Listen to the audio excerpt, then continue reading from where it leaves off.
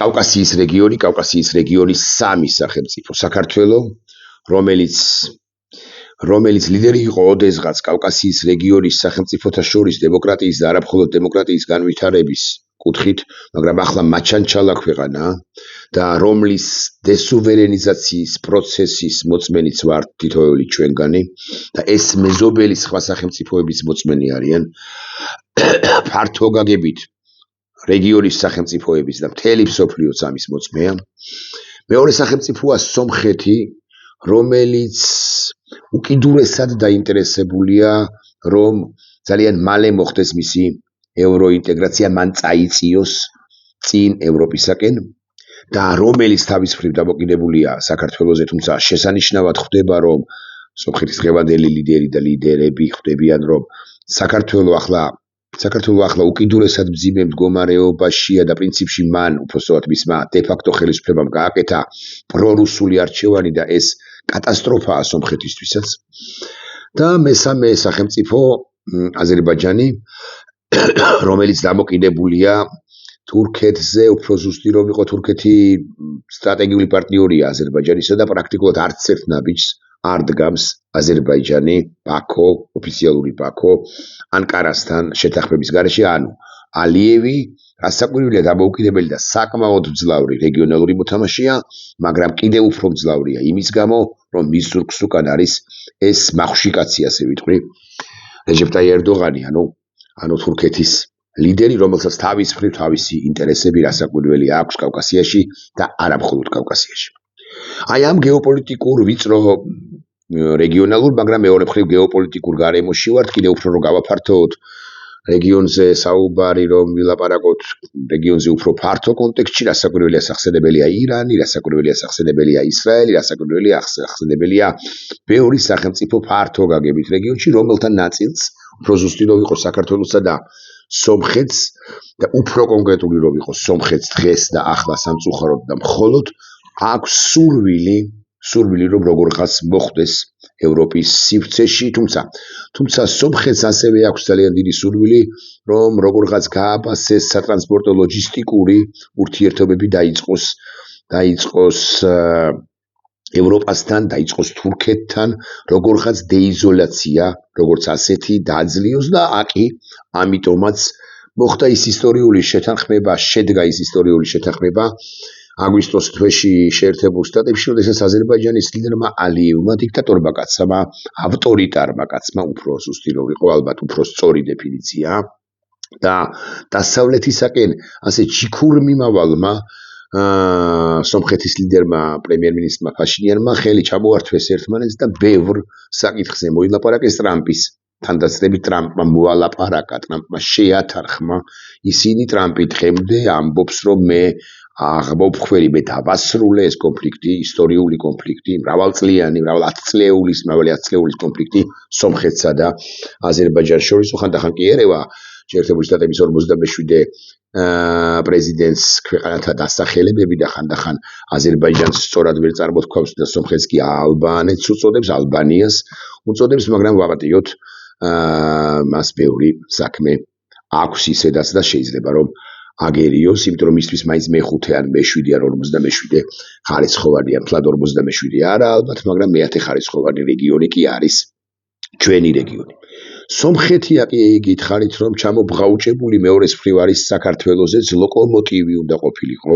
საქართველო სომხეთისათვის ევროინტეგრაციის გზაზე, თუმცა სამწუხაროდ და ვაგლახ ბიზნა ივანიშვილის ცუდმა კი არაპოლიტიკურმა პოლიტიკამ, უპოლიტიკობამ და პრინციპში ამ უპოლიტიკობას კი ვარქმევთ ამ ყველაფერს, მაგრამ პრინციპში გადაწყვეტილმა და გააზრებულმა ნაბიჯებმა, რომ საქართველო იყოს რუსეთის ფრთებქვეშ,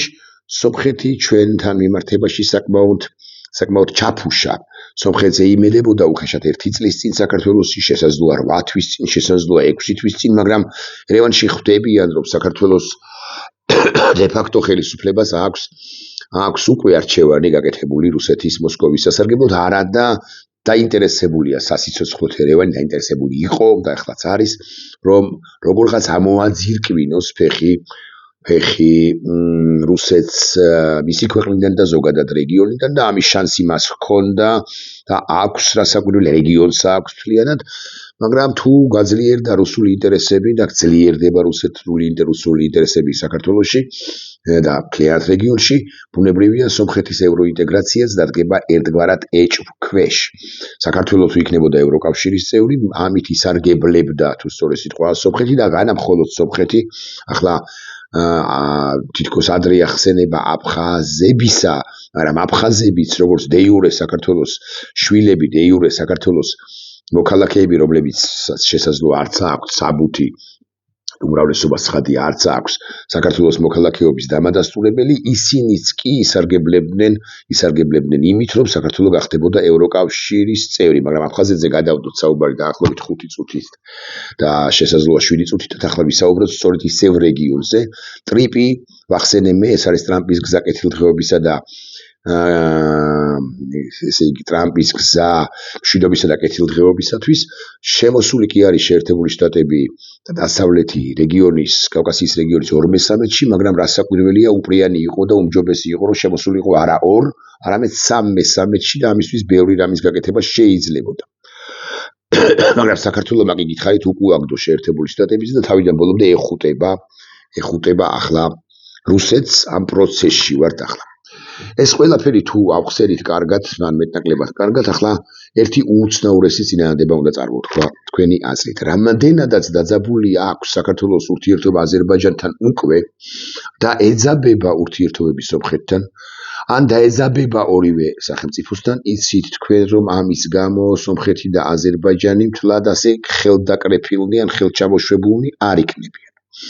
თუ რუსულია საქართველო, აზერბაიჯანს, რომელიც დაინტერესებულია, რომ რუსეთი არ გაძლიერდეს რეგიონში, სომხეთი, რომელიც დაინტერესებულია, რომ რუსეთი არ გაძლიერდეს რეგიონში, ეს ორი სახელმწიფო შეიძლება არასწორი სიტყვაა, მაგრამ მაინც ეს სიტყვა უნდა ვიხმარო, რომ გადაეკიდებიან საქართველოს, ეს კი ძალიან ბევრ პრობლემას შეუქმნის. ჩვენს ქვეყანას აზერბაიჯანს რასაკვირველია, როგორც ოდესღაც ან ახლაც პარტნიორს, ბევრი ბერკეტი აქვს საქართველოს როგორც სახელმწიფოს და კონკრეტულად ივანიშვილის რეჟიმის, მათ შორის ივანიშვილის რეჟიმის წინააღმდეგ, სხვა თუ არაფერი ჩვენ ენერგომატარებლებით ვმარაგდებით აზერბაიჯანიდან და ამაზე ცალკე ვიდეო ბლოგს გავაკეთებ დღის განმავლობაში და ასევე სხვა ურთიერთობები, სხვა ეკონომიკური, სავაჭრო ეკონომიკური, ინფრასტრუქტურული და სტრატეგიული ურთიერთობებიც გვაქვს აზერბაიჯანთან სომხეთისაგან განსხვავებით. სომხეთზე ოდნავ მოგვიანებით ვილაპარაკოთ, რა ურთიერთობები შეიძლება გქონდეს დამატებით ამ მიუხედავად იმისა, რომ ეს ტრიპი როგორც ასეთი ამოქმედებული ჯერ არის, მაგრამ ამოქმედება უახლოეს ან გარკვეული პერიოდის შემდეგ. მოკლედ ეძაბება რა თბილის ურთიერთობები ბაქოსთან, ეძაბება რა თბილის ურთიერთობები ერევანთან, ერევანი და განსაკუთრებით ბაქო შეიძლება იყოს უაღრესად მკვეთრი საქართველოსთან მიმართებაში. ეს ყველაფერი თუ დავიმახსოვრეთ ან მეტნაკლებად ზუსტად მეცადე ამ ყველაფრის გადმოცემა, ახლა ერთ უუცნაურეს წინადადებას აგიგითხარით წარმოვთქვა. წარმოვიდგინოთ წითელი ხიდი, ანუ სახელმწიფო საზღვარი საქართველოსა და აზერბაიჯანს შორის, რომელიც ეგრამაგის პასუხია ჩვეულებრივი რიგითი მოქალაქეებისთვის, ანუ სუბუქი ავტომობილებისათვის დაკეტილია და ახლა დაკეტილია კოვიდის პერიოდიდან და მხოლოდ სატვირთო მანქანები თუ მოძრაობს წითელ ხიდზე, რომლებიც აზერბაიჯანიდან საქართველოში შემოდიან და საქართველოსდან აზერბაიჯანში გადიან. რამდენადაც სავაჭრო ურთიერთობები უფრო იქიდან აქეთ არის და არა აქედან იქით, მოდი ჩავსვავალოთ ესე, რომ ყოველი 10 მანქანიდან 7-8 სატვირთო მანქანა არის სწორედ აზერბაიჯანული აქეთ მიმართულებით, 2 ქართული იქით მიმართულებით. მე ძალიან ვამარტივებ რასაკვირველია მსჯელობას, რომ მაყურებლისთვის, მსმენელისთვის გასაგები იყოს, როგორი დაახლოებით ტვირთბრუნვაა ჩვენ ორ სახელმწიფოს შორის. სატვირთო მანქანები, რომლებიც შემოდიან წითელ ხიდზე, თუ ისინი მიემგზავრებიან ბათუმისაკენ, უბრალოდ თურქეთისაკენ, ისინი ბუნებრივია აი ამ კვანძზე ერთი მხრივ აქეთ მარჯვნივ თბილისზე რო გადიხარ ფასანაურის ნატახტარიდან ფასანაურიდან მე უკვე ლარსის სასაზღვრო გამშვები პუნქტისკენ კი არ გადაუხვევენ, არამედ გადაუხვევენ გორისკენ და მიდიან ცენტრალური ავტობანის მიმართულებით, მე გადიან შესაბამისად რეგიონებს, გადიან ჯერ რიკოც, მე გადიან იმერეთს, შემდეგ გადიან გურიაში და ასე შემდეგ და მიდიან მე უკვე აჭარის ავტონომიურ რესპუბლიკაში, გადიან უკვე მე სარფზე და მე კვეთენ სახელმწიფო საზღვარს. აი რა ხდება იმ შემთხვევაში, როდესაც ისინი მიდიან რუსეთის მიმართულებით, ბუნებრივია გადაუხვევენ მარჯვნივ ნატახტარის მიმართულებით, მე გაივლიან შესაბამისად სხვამდინიმე სოფელს, ჩავლენ წითელ სოფელი და ასე შემდეგ და ასე მისაქციელი ნატახტად და ასე შემდეგ და მე უკვე ჩავლელი ჩადიან ისინი ლარსის სასაზღვრო ძალიან ვიწრო ყელიან, ასე ვიტყვი ძალიან რთულ რელიეფითაც რთულ და ისედაც რთულ სასაზღვრო გამშვებ საბაჟო სასაზღვრო გამშვებ პუნქტამდე და მე უკვე გადადიან შესაბამის პროცედურებს და გააქვთ საკუთარი პროდუქცია ამ ავტომობილებს ამ კომპანიებს სწორედ რუსეთის მიმართულებით. აკი გითხარით რომ ეს არის საკმაოდ ვიწრო ხელი. ეძაბება რა საქართველოს ურთიერთობები კონკრეტულად აზერბაიჯანთანაც სომხეთთანაც შეგვიძლია იგივე ვთქვათ და ვთქვათ ახლა და წარმოიდგინეთ რომ დიდი სატვირთო ავტომობილები წავიდნენ რუსეთისკენ მიდიან, მაგრამ არ გადაუხვიეს ნატახტარის მიმართულებით და გააგრძელეს გზა გორის მიმართულებით, იარეს, რომელი რეგიონი არ გადაკვეთეს, მათ შორის რასაკვირველია გორი გაიარეს, რიკოთი კლავი მეორე. ოღონდ მე უკვე სამხრეთისკენ გურიისკენ კი არ გადაუხვიეს, არამედ შედარებით ჩრდილოეთისკენ გადაუხვიეს სამეგრელოს რეგიონისაკენ, ანუ დედაქალაქის ზუგდიდი და მიადგნენ ენგურის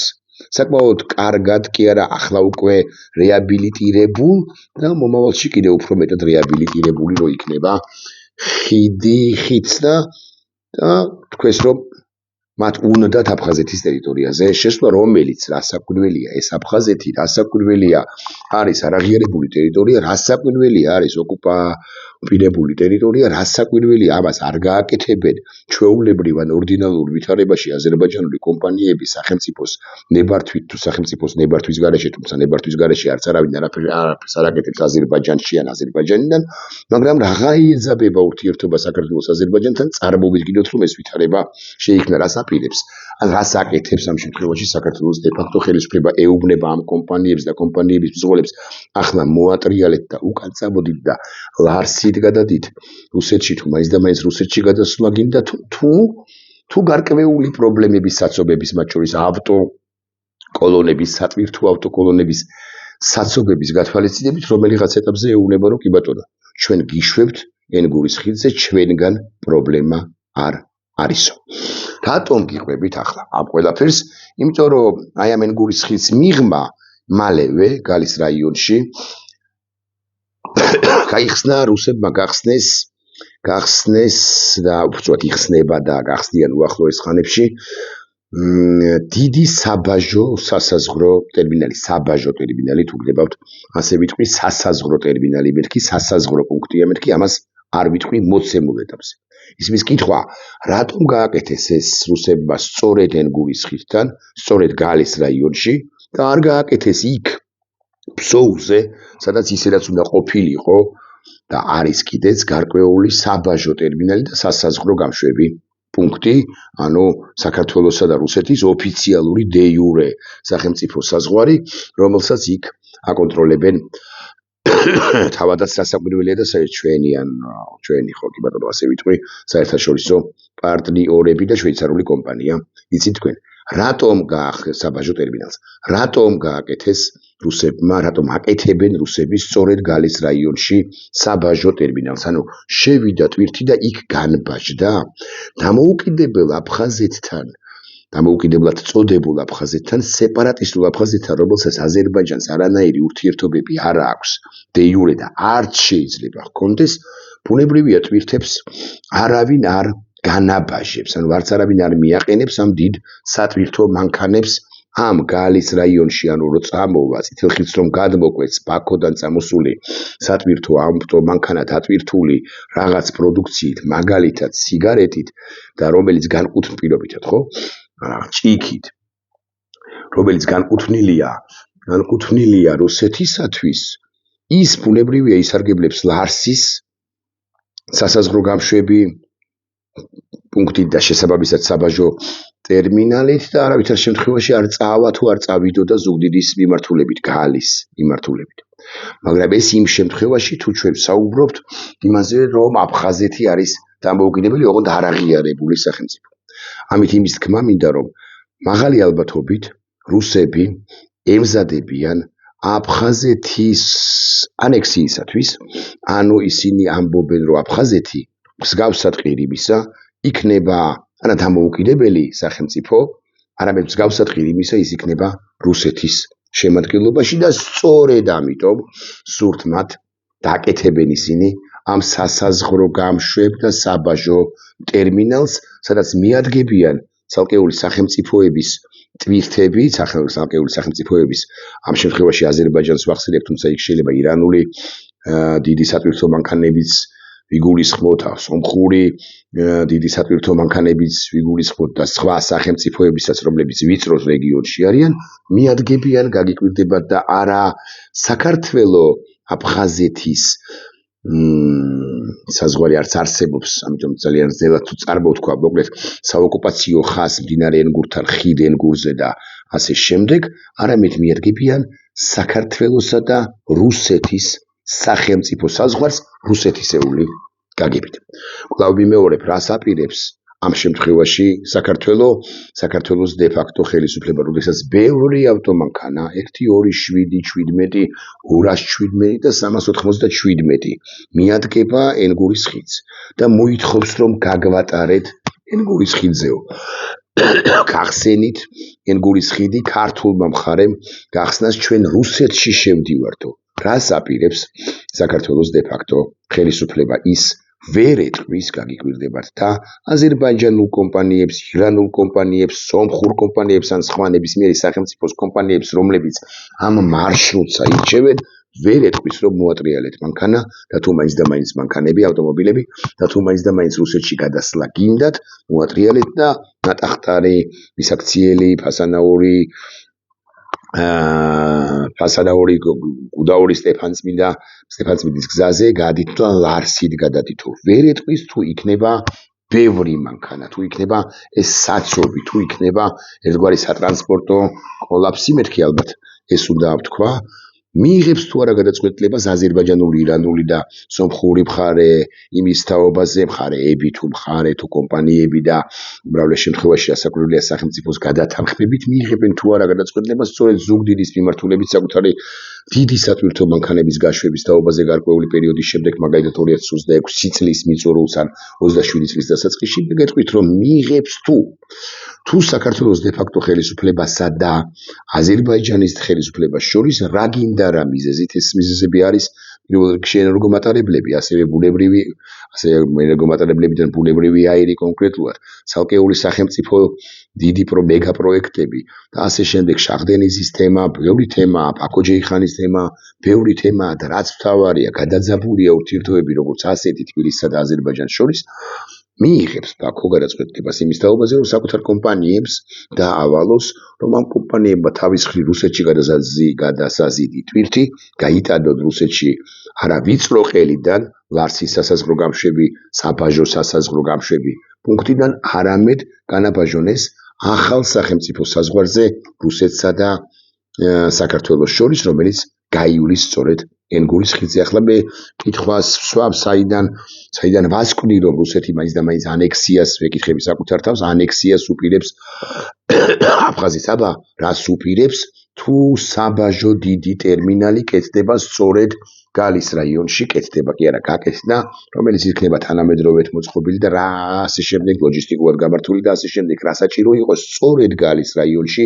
საბაჟო ტვირთებისთვის საბაჟო ტერმინალის გახსნა, რომელსაც აუცილებლად მიებმევა ეს ეგრეთ წოდებული სასაზღვრო გამშვები პუნქტის ინფრასტრუქტურაც და ასე შემდეგ, ანუ მესაზღვრეებით დადგებიან. რუსეთი ეტყვის აფხაზებს, რომ ჩვენ დავიცავთ თქვენს სახელმწიფო ბრჭყალებში განსაკუთრებელია საზღვარს დანარჩენ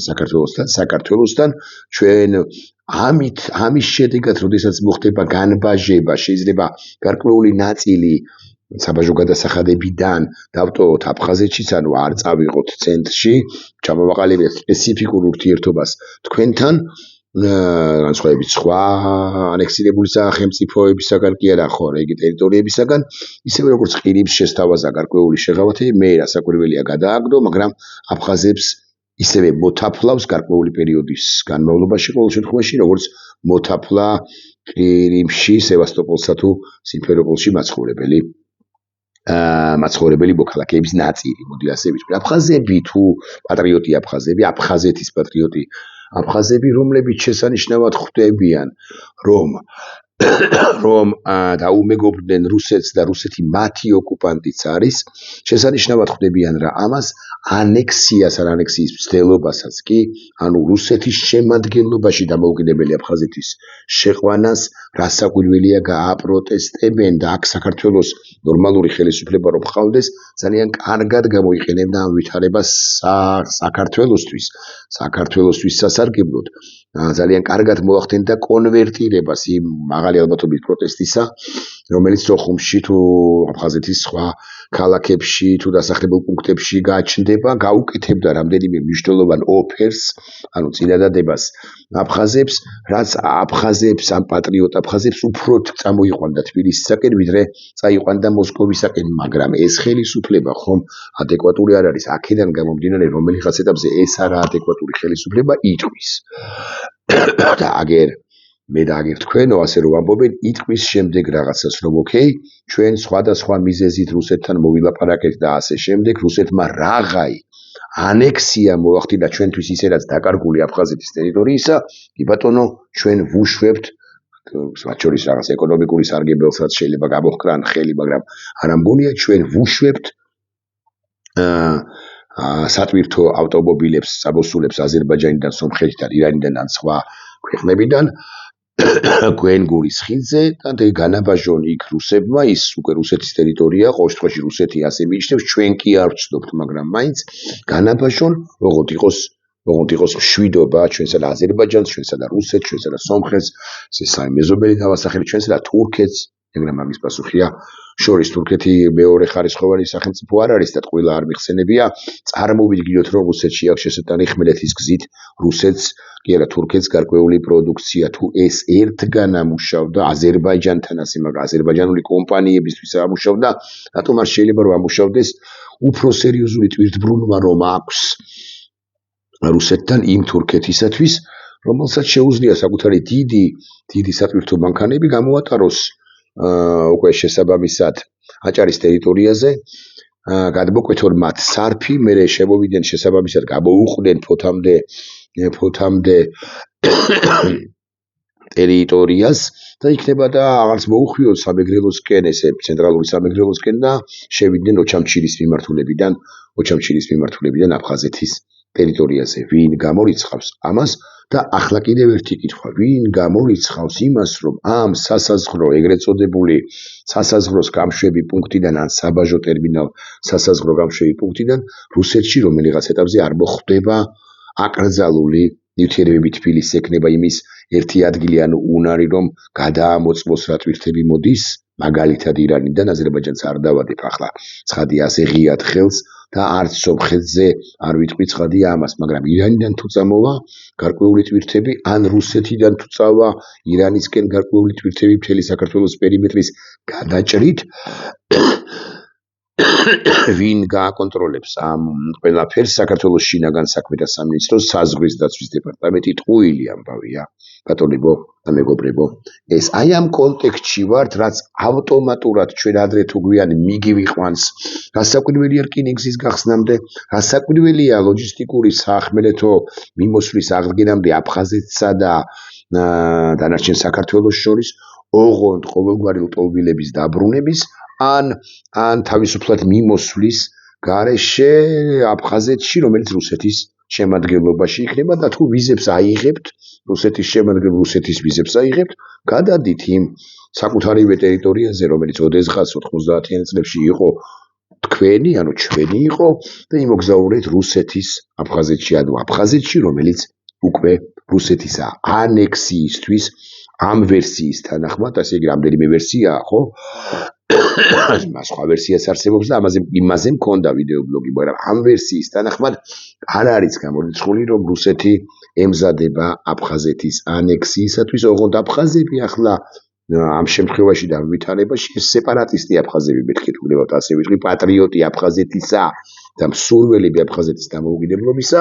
საქართველოსთან მოწყვეტისა გამოდიან ჩვენი ბუნებრივი მოკავშირეები და იმ შემთხვევაში იქნებიან ისინი უფრო სერიოზული მოკავშირეები, თუ საქართველოს დე-ფაქტო ხელისუფლება, საქართველოს ხელისუფლება, მოდი ასე ვიტყვი, რომ არავირიოდ გამოიყენებდა ამ ვითარებას სათავისოდ, მაგრამ რას აპირებენ ესენი? ესენი ამ აფხაზებთან თუ სხვა აფხაზებთან თუ მოკლედ აფხაზეთთან აპირებენ პარალელურად ცეცხლის განუახლებლობის ხელშეკრულების დაწერას და ხელმოწერას. ისინი აპირებენ რკინიგზის, აქ გითხარით რკინიგზის სარკინიგზო მიმოსვლის აღდგენას. ესენი აპირებენ ოკუპაციის შესახებ კანონის დახევას, გადაგდებას, გადმოგდებას და გაუქმებას, ანუ და იმის თქმას, რომ ეს სულაც არ არის ოკუპირებული ტერიტორია და აქ ისევ ეხლა ერთ საკითხსაც მახსენებ და პრინციპში მე ამოვწუროთ ვიდეობლოგი. მე ვთქვი, რომ ადრეს მithქვამს და იმ ვერსიასაც ვიზიარებ მეორე მხრივ, რომ რუსეთი აპირებს საქართველოს არჩენის საქართველოსთვის ნეიტრალიტეტის შემოთავაზებას, ნეიტრალური სტატუსის შემოთავაზებას, აკი ამიტომაც იყოფებოდა საბოლოო ჯამში, რა ქვია იმას კობახიძე აშხაბადში და მზერას აპარებდა ეს კადრები გავრცელდა პუტინისაკენ, როდის შემხვდება ეს ჩემი პატრონის პატრონიკაციო, აკი ამიტომაც, მაგრამ ამ ვერსიის თანახმად ეს ოკუპაციის კანონსაც გააუქმებენ და ასე შემდეგ, მაგრამ რუსული ბაზების დააკანონდება საქართველოში, თუნდაც მხოლოდ აფხაზეთში და რუსეთი იტყვის, რომ ეს ვერსია სწორია, რომ ეს ჩემი ტერიტორიაა და ჩემს ტერიტორიაზე მინდა ბაზებს გავაკეთებ გუდაუთაში, სოხუმსა და ოჩამჩირებში და შესაძლოა სხვაგანაც, მინდა რასაც მინდა იმას გავაკეთებ. ეს რომ იცოდეთ ამ საფრთხეების წინაშე ვართ და მიიყვანს, მიათრევს ბიზინა ივანიშვილს იქამდე, კი ერთი ხანობა ესენი იტყვიან, რომ არავითარ შემთხვევაში არ ვაღიარებთ ჩვენ რუსეთის მიერ აღიარებულ ტერიტორიასო, ხო, დამოუკიდებელ სახელმწიფოთო, მაგრამ დამოუკიდებელიც ბრჭყალებში დამოუკიდებელიც აღარ იქნება აფხაზეთი, ის იქნება ანექსირებული ამ ვერსიის თანახმად, ანუ რუსეთი იქნება აფხაზეთი მარტივად, რომ თქვა, საღიარებელიც არაფერი იქნება ბიზინა ივანიშვილის მიერ რუსეთის ტერიტორიულ მთლიანობას, რომ სცნობს, თუ არ სცნობს, არც ვიცი როგორ და თქვა, ხო, ბიზინა ივანიშვილი ეს ხომ ფაქტია, სხვა შორის ირაკლი კობახიძე ემხსენებოდა აშხაბადში, თქვა, უსაინტერესო ეს თუ დავაკვირდებით ერთი სიტყვა, მანახსენა ოკუპაცია, თლად გულახდილებით თუ ვიქნებით, გაკორით მეთქი ასე ვიტყვი, მაგრამ ამავდროულად თქვა, რომ მშვიდობა უპირატესია ყველაფერზე და საქართველოს რასაკვირველია მშვიდობით ამ ტერიტორიების ინტეგრაციას თუ რეინტეგრაციას ეცდება, მოკლედ, არა, ესე არც უთქვამს, რეინტეგრაცია არც უხსენებია, მშვიდობა უპირატესია, რომ ვიცოდეთ მიუხედავად იმისა, რომ საქართველოს ტერიტორიები ოკუპირებულია, ეს იყო დედა აზრი ბანდიტი ირაკლი კობახიძის გამოსვლიდან, რომელიც ეს სიტყვები რასაკვირველია მას გადათანხმებული ჰქონდა არა მხოლოდ ივანიშვილთან, არამედ საკუთარი პატრონებთან FSB-დან და ეს FSB-ს კი ყველაფერი წინასწარ იცოდა, წინასწარ იცნობდა ამ სიტყვას ირაკლი კობახიძისა ვლადიმირ პუტინიც, რომელიც არ ცელოდა დემარშს თუ პროტესტს ბიზინა ივანიშვილის პაჟისგან, რომ ვიცოდეთ. მაინც რუსეთი ანექსიისთვის ემზადება ამ ვერსიის თანახმად, ეს ხაზგასმით მინდა ვთქვა, აფხაზეთის ანექსიისთვის ვინიც იზრდა, მოდი ყველა სიტყვა ზუსტად ვთქვათ, ემზადება საქართველოს ხელისუფლებას პასუხი არ აქვს არაფერს, ისეთ მარტივ კითხვაზეც კი, თუ მიადგება, თუ არებს ვითარებას, მეზობლებთან ურთიერთობას თუ არებს, მე მეზობლები გარკვეულ დაფიჯებს რომ გადადგავენ საქართველოს წინააღმდეგ, რას დაუპირისპირებს საქართველოს დე-ფაქტო ხელისუფლება, ასე მაგალითად აზერბაიჯანს, რომლის ლიდერიც თავის კომპანიებს, აზერბაიჯანულ კომპანიებს ეთქვის, რომ რუსეთში გიდათ, გაიტანოთ პროდუქცია, გადით არა ლარსიდან, არამედ წადით, სწორედაც რომ რუსეთის ტერიტორიაზე შედით ზუგდიდიდან ვერაფერს დაუპირისპირებს უვიცი და რუსი და შეშლილი ბიზინა ივანიშვილი ამ ყველაფერს. ნახვამდის.